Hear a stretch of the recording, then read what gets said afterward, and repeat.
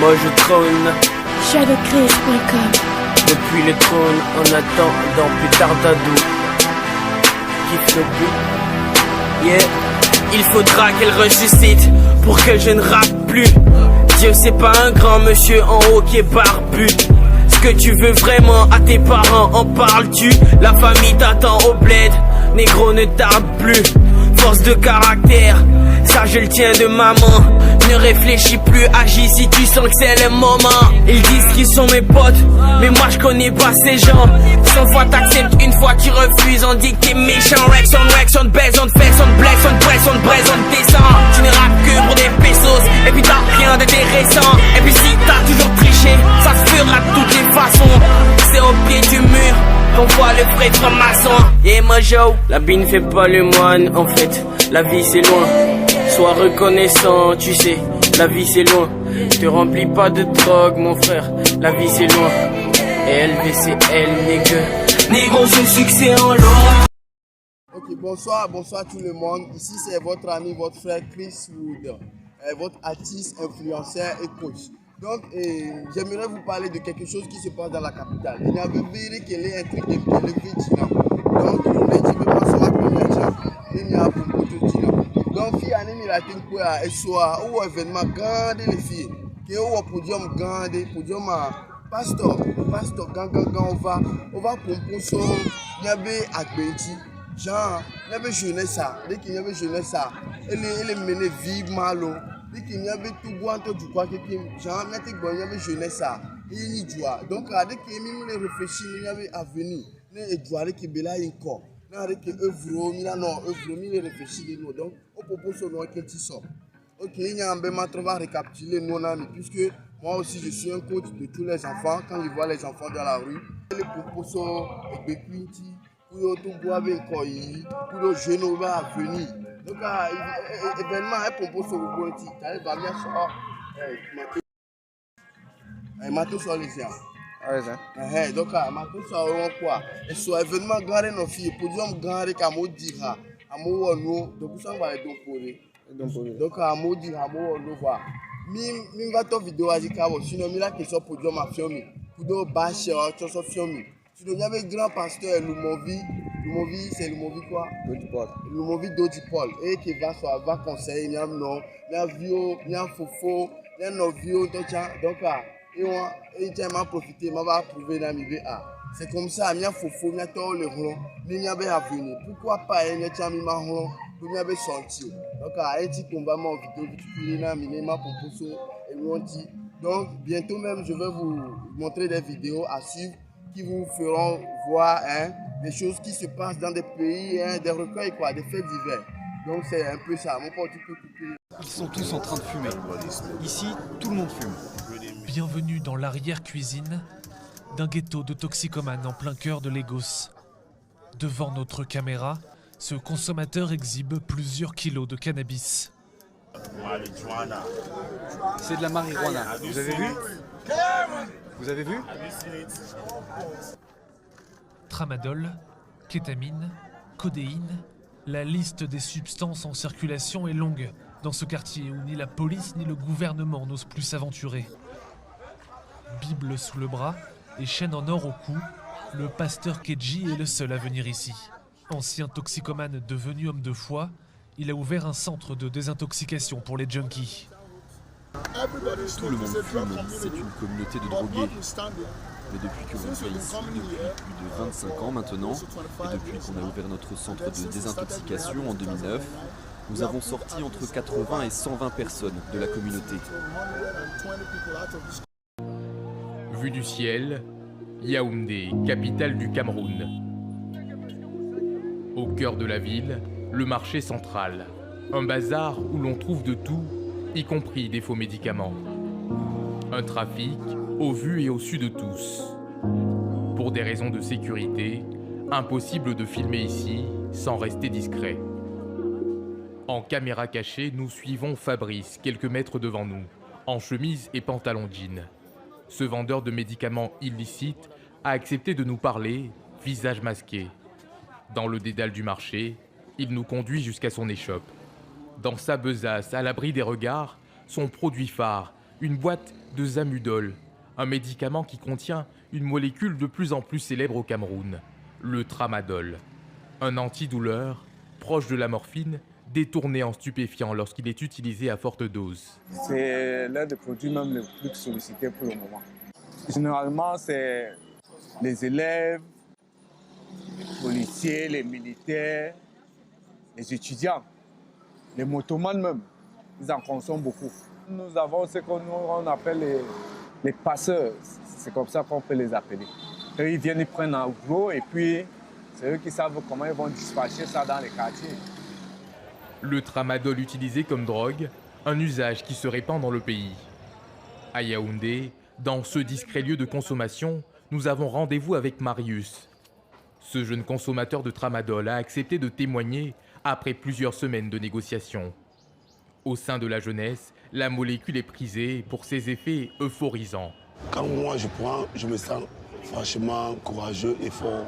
Par jour, je peux prendre 4. Mais j'en connais des amis, quand ils prennent ça, eux, ils deviennent trop agressifs. Bon, overdose aussi. J'en connais beaucoup d'amis qui sont morts de ça. Les ventes illicites de tramadol prennent de l'ampleur dans toute l'Afrique centrale et de l'Ouest. Sur ces photos, une cargaison saisie il y a quelques mois par les douanes ivoiriennes. Des millions de comprimés déversés dans une zone où les Nations Unies viennent de tirer la sonnette d'alarme. Car le tramadol, surnommé drogue du djihad, n'est plus seulement destiné aux groupes terroristes de la région. À des centaines de kilomètres du Sahel, le tramadol, souvent fabriqué en Inde, a gagné les cours de récréation. Une drogue facile d'accès et bon marché. Dans ce lycée en périphérie de Yaoundé, le proviseur ne cache plus son inquiétude face à la montée en puissance du tramadol, aussi appelé tramol. Ici même chez nous, là, les élèves qui consomment, n'est-ce pas, qui boivent le comprimé de tramol, nous constatons qu'ils sont très violents envers leurs camarades, même envers nous les responsables. On a eu ici un élève qui a eu à violer une fille de 8 ans. Ce jour-là, dans la cour du lycée, une campagne de sensibilisation au danger des drogues. Dans notre établissement, il y a certains élèves qui consommaient de la drogue et ce n'est pas du tout important. Ça ne donne rien de bon. Provoquer une prise de conscience en milieu scolaire avant qu'il ne soit trop tard. Des initiatives encore rares au Cameroun, selon Titus, qui conduit la séance du jour. Au Cameroun, tout ce qu'on connaît en ce qui concerne les drogues, c'est la répression. Donc déjà voir un proviseur qui fait venir une organisation pour parler ou s'entretenir avec les élèves, c'est déjà bien. Le risque d'addiction au tramadol et à d'autres drogues, un danger pour la santé publique dans ce pays, peut préparer à cette menace. Dans ce quartier populaire de Douala, l'autre grande ville du Cameroun, l'unique centre de désintoxication du pays, a ouvert il y a 3 ans. Depuis, André, l'homme à l'initiative du projet, accueille près de 200 jeunes toxicomanes chaque année. Beaucoup de jeunes sont à l'intérieur, soit par ignorance, soit par simple curiosité. La personne n'est pas la famille idéale pour pouvoir trouver une solution au phénomène de drogue. Ces enfants qui prennent la drogue ne sont pas des perdus. La famille doit comprendre que c'est un malade. Et que c'est un malade qui s'ignore et que pour lui, on doit pouvoir l'aider à pouvoir changer. Plusieurs fois par semaine, des séances d'écoute comme celle-ci. Un espace de parole rare pour ces jeunes toxicomanes. Arnaud, pensionnaire de 20 ans, a longtemps été accro au cannabis. Arrivé au terme de sa cure, il entrevoit désormais un espoir. Les débuts sont difficiles parce que tu es coupé de la drogue. Une substance que tu as passé environ 5 années à consommer. Donc j'ai passé 3 semaines ici. Je suis sorti après avoir présenté des projets. Donc j'ai recommencé avec l'école et là, j'ai pris la décision de ne plus fumer. Selon les estimations de l'Office des Nations Unies contre la drogue et le crime, entre 22 et 72 millions d'adultes consomment de la drogue en Afrique. Un écart dans les statistiques attribué au manque de données sur le continent. Des chiffres qui font de l'Afrique une cible pour les trafiquants de drogue, qui y voient un gigantesque marché. Mon nom est Khalifa. Je suis le général du gang. J'ai reçu mon grade parce que je suis sans pitié. Je n'hésite pas à découper les gens. C'est tout mon camp qui a voté pour moi. Là, on va se préparer pour aller affronter d'autres gangs. On a toujours les machettes avec nous. On se défonce d'abord et après, on passe à l'attaque. Khalifa règne en maître sur le quartier Kitambo.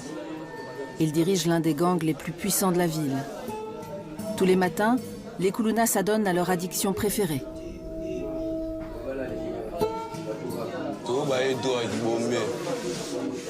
On fume du bombé grâce à l'argent que l'on vole aux passants. On achète la dose 5 €. C'est différent de l'alcool. Le bombé permet de passer le temps et de nous endormir. Ça donne un effet très puissant. Le bombé fait des ravages depuis son apparition il y a 3 ans à Kinshasa. Cette drogue artisanale bon marché est un mélange de résidus de combustion de carburant, de fond de teint et d'antidouleurs. Dans le gang, ce sont les femmes qui gèrent le business. Allez, allez, donne-moi ma dose. Je t'ai déjà payé.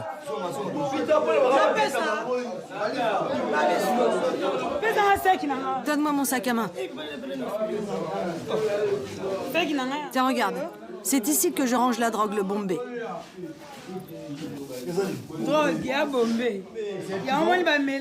C'est grâce à cela qu'ils sont bien.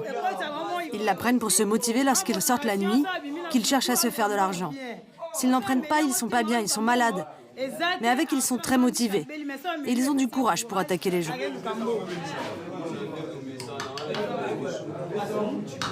Totalement désinhibés par la drogue, les Koulouna basculent dans la violence et terrorisent les habitants.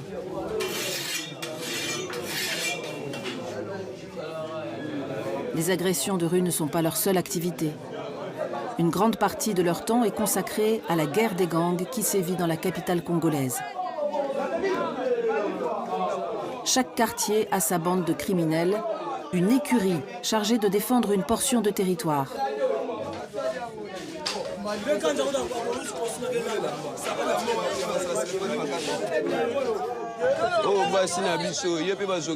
Regardez ce qu'ils font à nos femmes. Ce sont les jeunes d'un gang rival qui les ont attaquées, juste parce qu'ils savent qu'elles sont avec nous. Ils s'en prennent même à nos familles.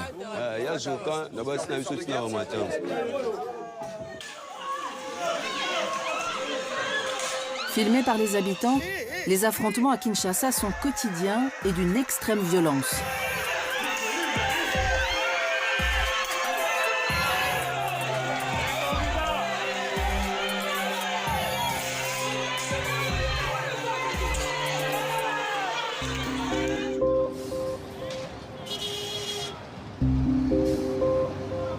La tentaculaire capitale de la République démocratique du Congo subit le phénomène des gangs depuis plus de 20 ans. L'effondrement économique du début des années 2000 et la guerre civile ont largement contribué à l'émergence du phénomène. Aujourd'hui, les rues de la ville n'ont jamais été aussi dangereuses.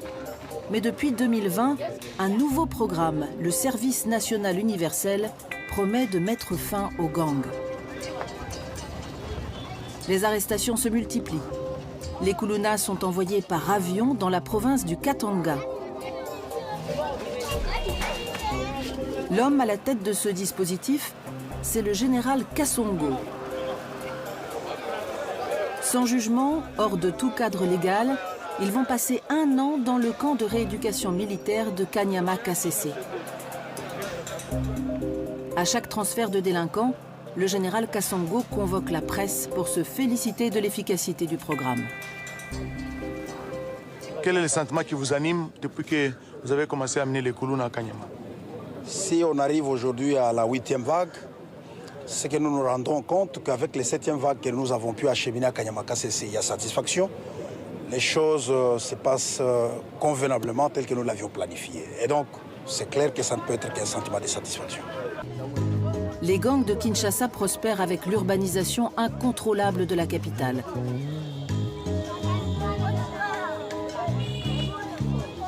Plusieurs dizaines d'écuries se disputent désormais la ville-province de 17 millions d'habitants et chaque quartier de la capitale est touché.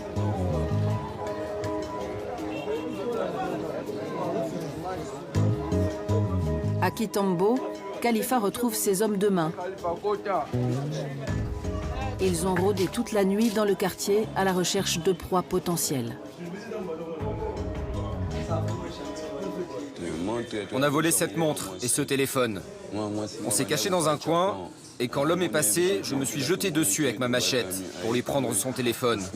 La montre, on l'a prise sur une jeune fille qui traversait le pont. La nuit a été longue pour certains et la descente est dure. Les effets du bombé se dissipent, le butin est maigre, mais Khalifa espère en tirer assez d'argent pour s'acheter de nouvelles doses. Je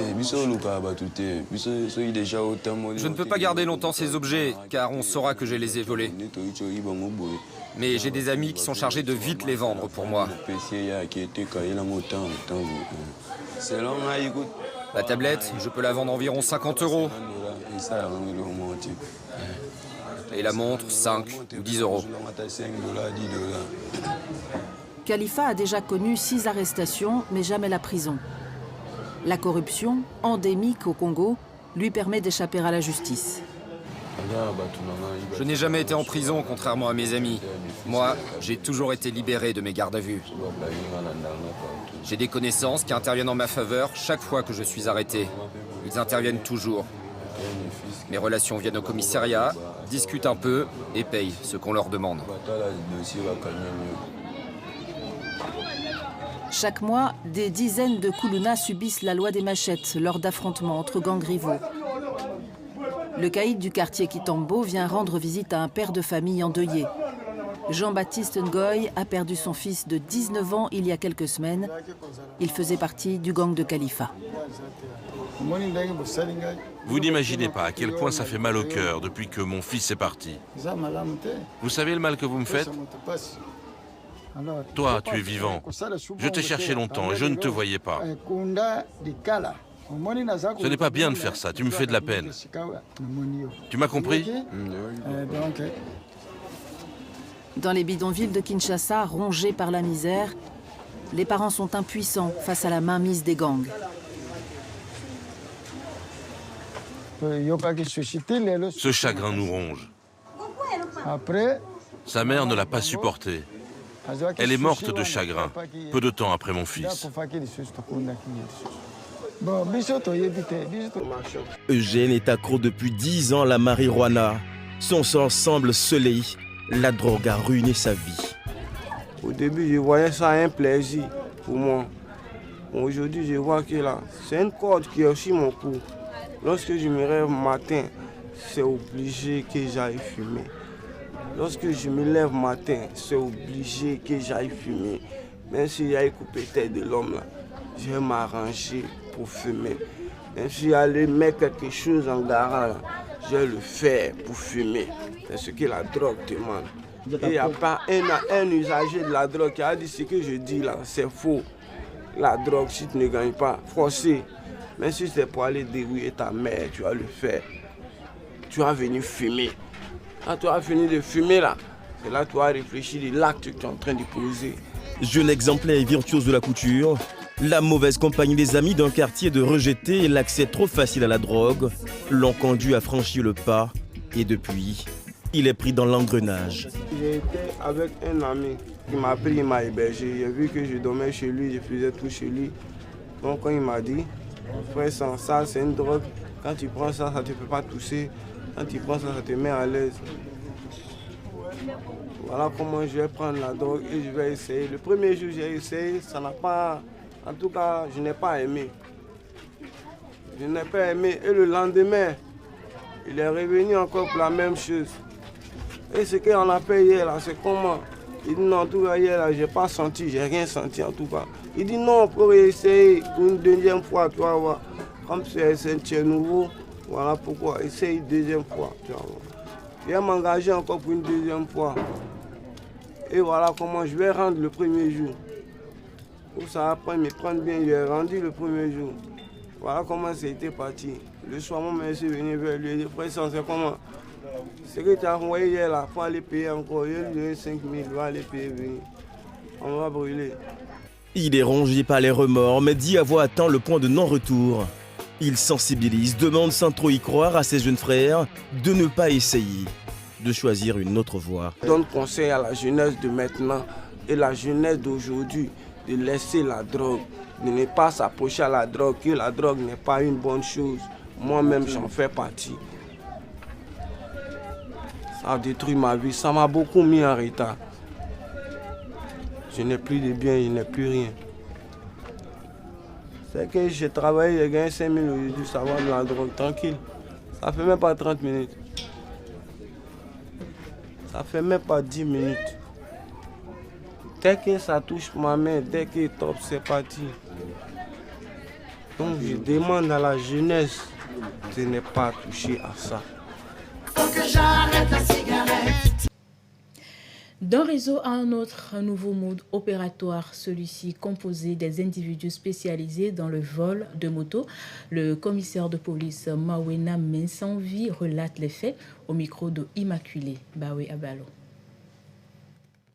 Le premier réseau de voleurs de motos est constitué des nommés A. Martin, D. Kokou et A. Tievi. Ils ont été interpellés dans une maison de fortune derrière le stade de Kégué le 29 mars 2023 pendant qu'ils démontaient des motos volées.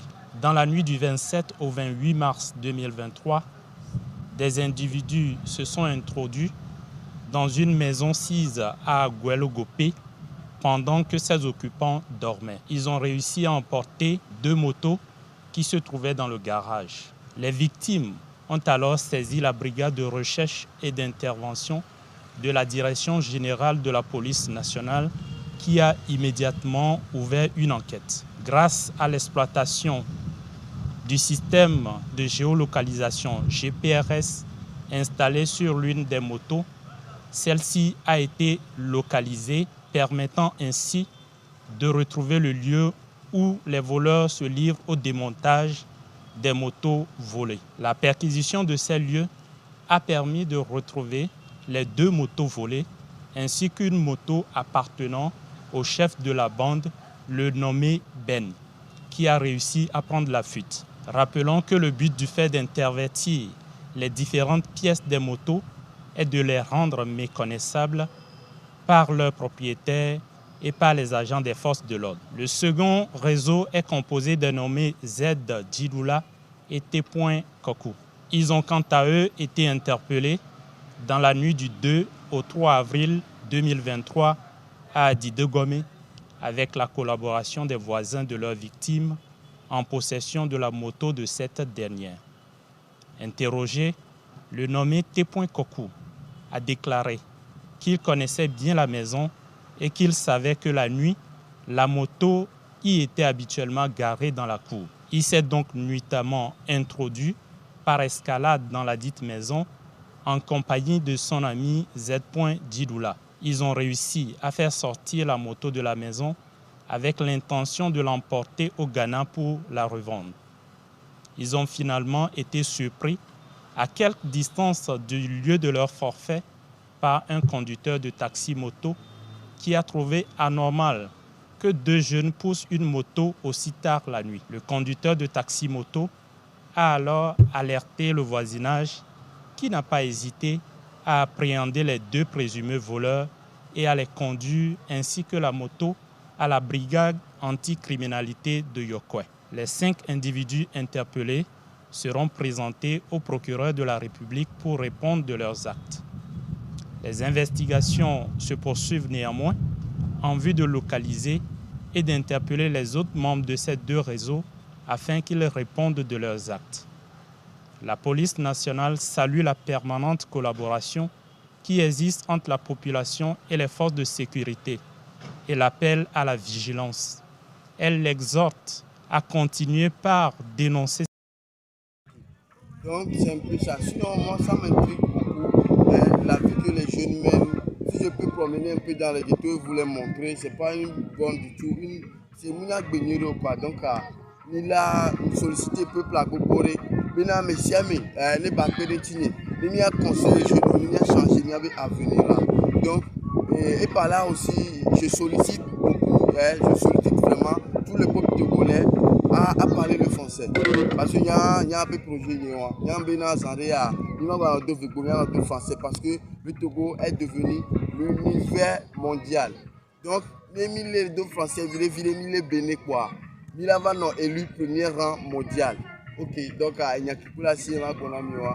On va se séparer sur ces images vues plus d'une fois à travers le net. Elles illustrent l'incivisme bien alimenté de la commune de Lingala, un cas non exclusif ce dimanche de heurts entre deux bandes de Kuluna, supporters des équipes qui devraient livrer le match final du tournoi. Lingala Bomoko ont retardé la grande finale. Il a fallu l'intervention des agents de l'ordre pour finalement siffler le début de la rencontre sportive.